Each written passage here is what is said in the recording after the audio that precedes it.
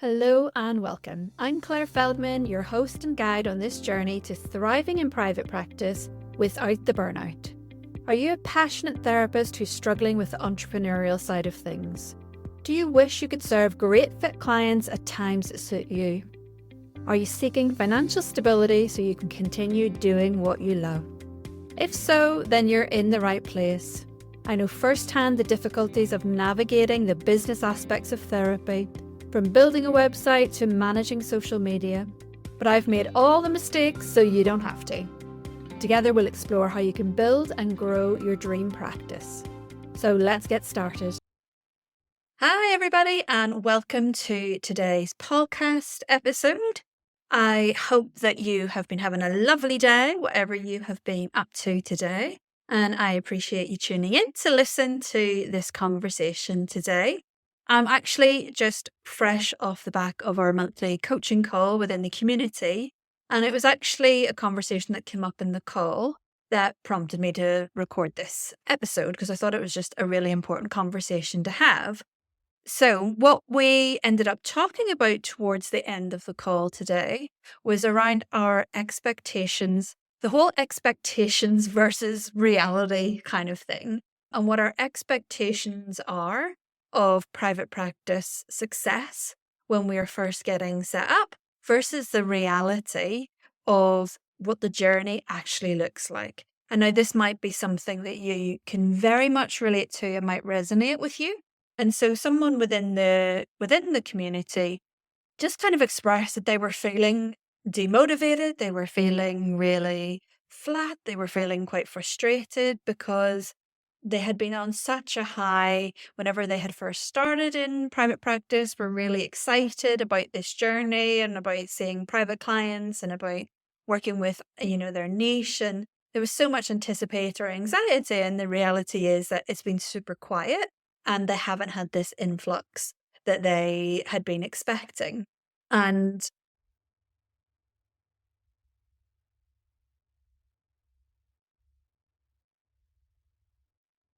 there was a lot of self-judgment going on. The inner critic was in overdrive because what was sort of compounding the feelings is that other people around who are obviously excited and well-meaning as well are asking questions like, so how is it going? Is it going well? And they were kind of feeling maybe a bit embarrassed and feeling a bit awkward that actually internally they're feeling like, no, this isn't going well. And maybe these feelings of that they are feeling are coming up. And when this conversation was happening, I could see that it was very much connecting and very much resonating with other people in the group.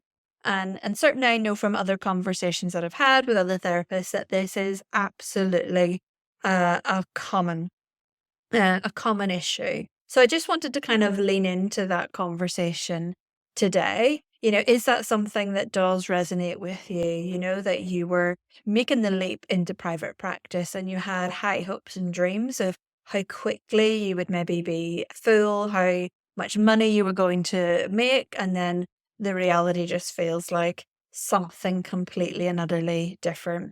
I think that this can be especially hard if you're making a transition from somewhere else, like you're transitioning from maybe the NHS, you're transitioning from somewhere that you were employed, because you don't have to worry about any of those things. You don't have to worry about defining your niche or learning marketing skills or anything like that. You tend to work in an organization where they have done the legwork and the client just is put in front of you. So you don't have to worry about any of that stuff. So I think that when you've perhaps come from an experience like that, there can be a lack of understanding perhaps around just how much work is involved in learning how to adopt that, I guess, business mindset and learn the marketing skills that are necessary to start to attract your ideal clients in.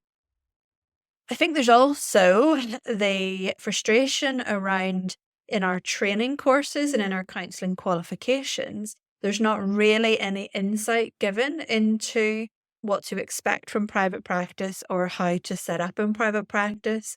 I know that probably from course providers' perspective, that they are trying to channel people into perhaps working for NHS or working in community or voluntary capacity, that they're not necessarily channeling people into private practice. But it's still such a shame that there is no provision or no training or nothing in depth, really, I guess, is provided to help people to be prepared for it.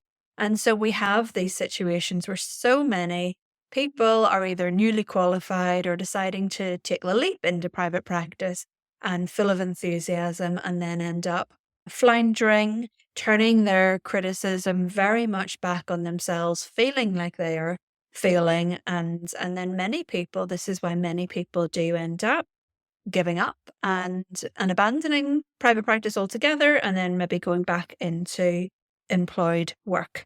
So I guess the first thing I want to say kind of around that is around our expectations of what private practice will look like and should look like. I mean, in an ideal world, this of course isn't always going to be possible. But in an ideal world, there would be a gradual transition if you're moving from paid employment into self-employment. The ideal scenario would be if you were able to just on a gradual basis be reducing the hours that you had in your employed role whilst you're starting to build up your portfolio and build up your experience within private practice. And then for most people, there becomes a point where it's sort of at the tipping point of they've reduced their workload as much as they can in their employed role, that they are at capacity with what free time they have in their private practice. And there becomes a bit of a tipping point of almost like a leap of faith needing to be taken to jump fully then into private practice. There are things that would be really helpful again in an ideal scenario around that, is that you do have some sort of savings or some sort of buffer when you're making that transition, to take the pressure off a little bit, to give you that time to be able to scale and grow your private practice as much as you possibly can. What I said on the call today is that the reality of what a full practice looks like, whatever a full practice is for you, could be anything from 1 year to 2 years potentially. Certainly when I think back to myself, I would say it probably was 2 years of me kind of dipping my toe in lots of things, experimenting with lots of things, to get to a place where I became really clear on my niche, my ideal client, on my marketing strategy, and that it was working and being effective for me. That took an awful lot of setbacks and an awful lot of learning to get to that place. So I think we need to have more compassion for ourselves. If you're somebody that tends to have very high expectations of self, and that you put yourself maybe under a lot of pressure, that perhaps giving yourself a little bit of compassion, that this is something brand new. There are so many new skills that need to be developed whenever you are going into business and when you're becoming self-employed. And if you think about like any other business that is setting up from scratch, any other person that is going into any line of self-employment, you would never, ever have an expectation of them, regardless of what it is that they're doing. You would never have an expectation that they set up in business and that they're immediately flat out. You would be expecting that they're going to need to do their business plan, they're going to need to do their market research, they're going to need to set up the infrastructure of the business, they're going to need to get a marketing strategy, they're going to need to start building relationships and networking and raising their visibility. You would know all of that for anybody else that was getting set up in self-employment and creating their own business. But for some reason, therapists don't have that expectation or don't have that ability to see themselves in that. And when you are stepping into private practice, you are a business owner. So you wouldn't expect somebody to step into becoming a business owner without careful planning, without market research, without perhaps some money set aside for investment. And so these are all the things that we really need to be thinking of ourselves when we're making this transition. into private practice. Now, I am saying this as someone who didn't do these things. I'm someone that blindly jumped into private practice and, thought that I would put that one post on social media and I would literally be fighting people off at the doors, telling people to get in line because I'd be so busy and so inundated. And I had to learn the hard way, as many of you are also doing now, that it just doesn't work that way. And certainly in post-pandemic therapy landscape, it definitely doesn't work that way. That people are much more considered around choosing a therapist. They're not limited by location now. They can take their time to really find and do their research and make decisions around who they want to work with. So the reality for us as therapists is that we have to get comfortable with being uncomfortable. We have to appreciate that there are a lot of skills that maybe don't come naturally to us at all, that we have to foster and that we have to nurture. And that all obviously takes time. Now, I'm really conscious that when I'm saying these things, it makes it sound all doom and gloom.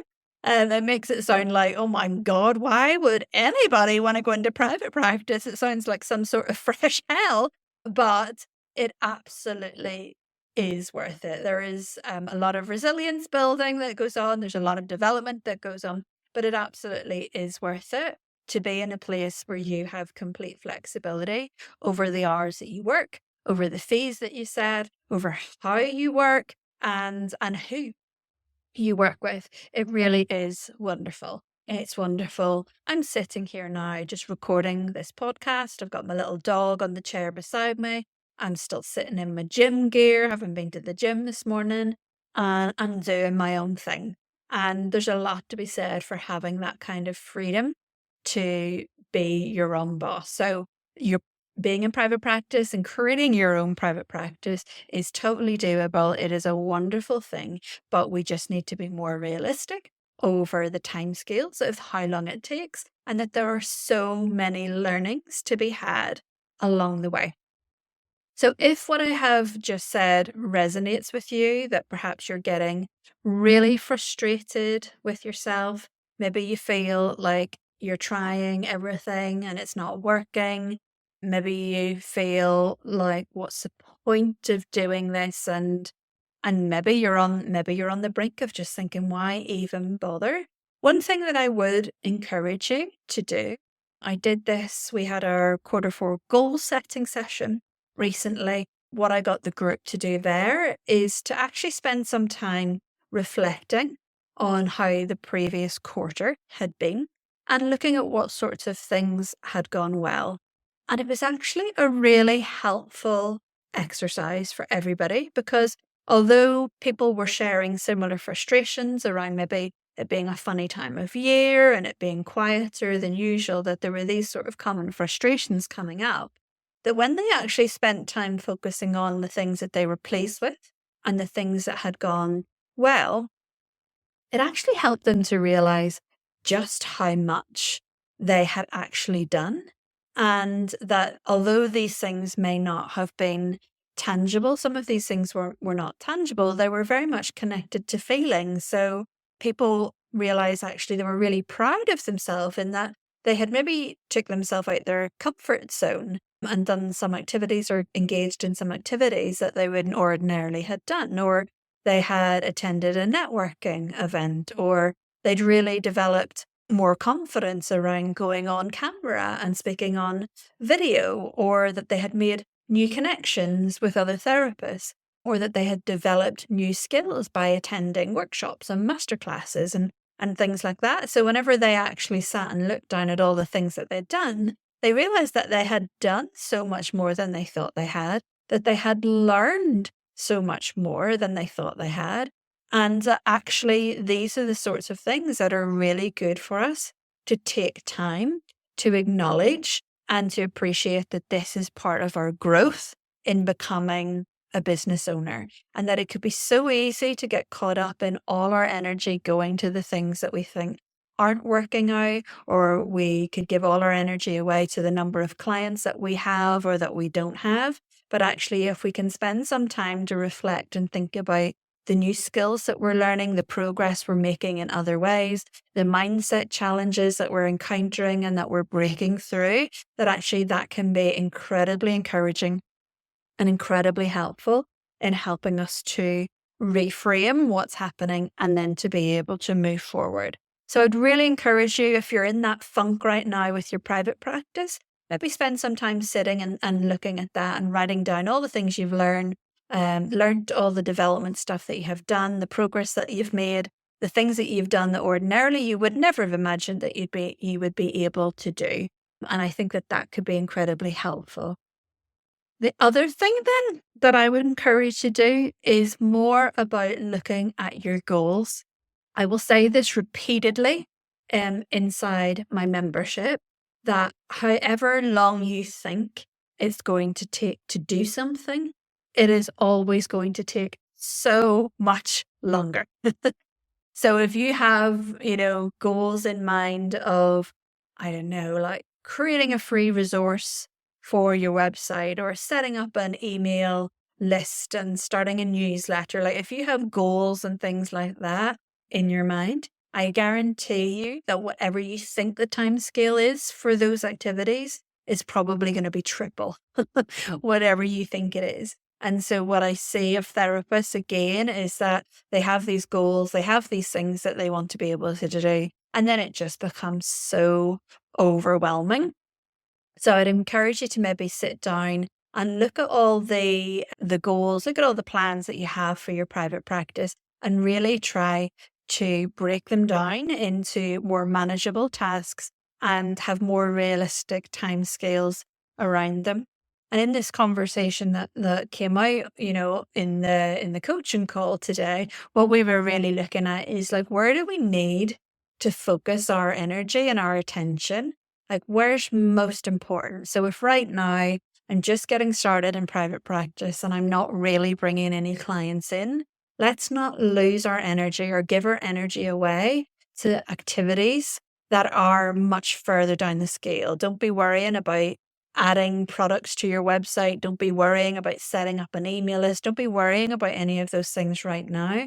What we need to do is to help more people know that you exist. So let's break it right back to, do you know who your ideal client is? Are you really clear on your ideal client avatar? What form of marketing platforms are best for you to be on? And how do we start engaging and connecting there as much as possible? So I think that is something as well that might be helpful for you to consider. Are you trying to spin too many plates and do too many things, rush yourself along this journey of thinking about selling products on your website or running workshops and courses, when actually the priority is that more people need to come in to your private practice, that needs to be stable and that needs to be consistent first before you start thinking kind of beyond that. So bringing that right back to looking at your niching, looking at your messaging. Are you connecting and networking? Are you getting out there and meeting people in the community? Are you attending events?